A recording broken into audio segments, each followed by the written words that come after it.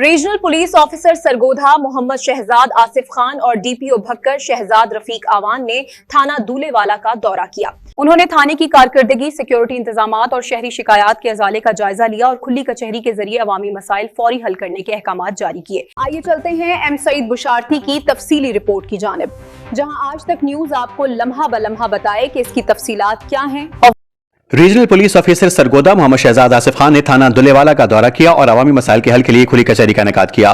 Police के जदीद इंतजामात और अवामी शिकायत के अजाले की ताज़ा पेशरफ्त जानने के लिए हमारे साथ रहिए। रिपोर्ट एम सईद बुशारती और आप देख रहे हैं आज तक। आप देख रहे हैं आज तक न्यूज, खबर सच के साथ।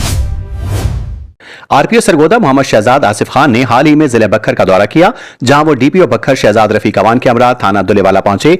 थाना पहुंचने पर पुलिस के चाको चौबंद दस्ते ने आरपीओ को सलामी पेश की। इस मौके पर मोहम्मद शहजाद आसिफ खान ने थाने की मजमूई सूरत-ए-हाल का तफसीली जायजा लिया, जिसमें सफाई, रिकॉर्ड, फ्रंट डेस्क और सिक्योरिटी इंतजाम शामिल थे। उन्होंने थाना अमले की कारकर्दगी को जांचा और जरूरी हिदायत भी जारी की। बादअज़ां थाना दुलेवाला में खुली कचहरी का इनेकाद किया गया, जिसमें सिविल सोसाइटी और साइलिन की कसीर तादाद ने शिरकत की।